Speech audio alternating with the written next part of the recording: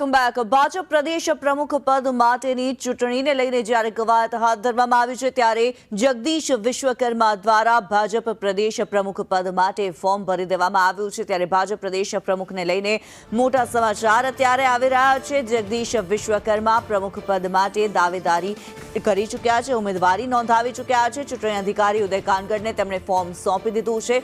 જગદીશ વિશ્વકર્મા હાલ રાજ્ય સરકારમાં સહકાર મંત્રી છે। તેઓની પાસે કુટીર અને કુટીર ઉદ્યોગનો પણ હવાલો છે। આ સાથે જ એમએસએમઈનો પણ હવાલો રહેલો છે તેમની પાસે।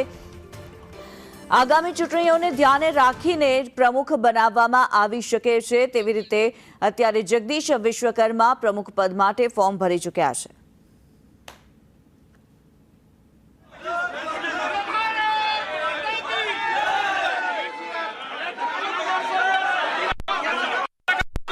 जगदीशभाई एकमात्र उम्मीदवार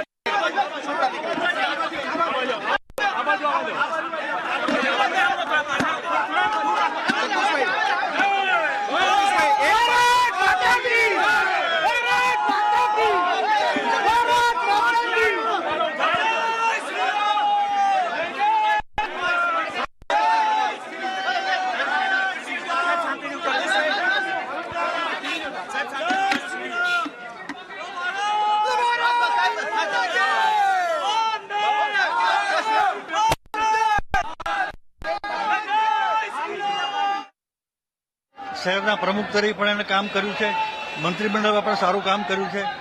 એટલે સર્વાનુમતે જગદીશભાઈની પસંદગી એ આવકાર્ય છે, ખૂબ સારું કામ કરશે। બાપુ, આપ ખૂબ સિનિયર છો, ઓબીસી ચહેરાની પસંદગી અનામત જે જાહેર કરી છે સ્થાનિક સ્વરાજ્યમાં, ત્યારબાદ આ પ્રથમ ઓબીસી પ્રમુખ। તમે એને ઓબીસી સાથે ન જોડો, ઓબીસી છે જ, પણ એના કરતા એ સક્ષમ આગેવાન છે, સિનિયર આગેવાન છે, એ રીતે એની પસંદગી થઈ છે। તો બાપુ, આગામી સમયમાં હવે સ્થાનિક સ્વરાજ્યના પરિણામો પર કેવી અસર જોવા મળશે? સારામાં સારી। અમે જેમ 20માં બધું જીત્યા હતા એમ 25માં બધું જીતવાના છીએ।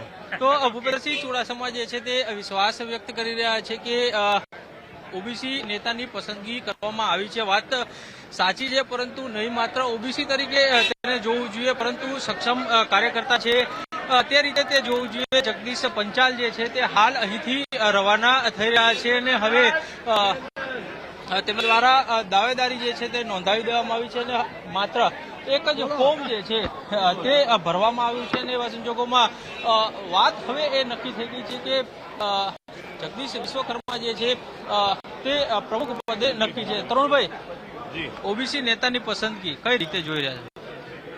ખૂબ સરસ। આજે અહીંયા આવ્યા પછી જેટલા બી ઓબીસી કાર્યકર્તાઓને મળ્યા બધા એક્સાઇટેડ છે અને બીજી એક પાર્ટીની પણ કુનેહ તમે જુઓ, પાર્ટીએ બંનેની 2 ટર્મ સુધી અમદાવાદ મહાનગરના પ્રમુખ રહી ચૂકેલા જગદીશભાઈ વિશ્વકર્મા એટલે સંગઠનનો પણ એટલો જ અનુભવ છે, સરકારનો પણ અનુભવ છે।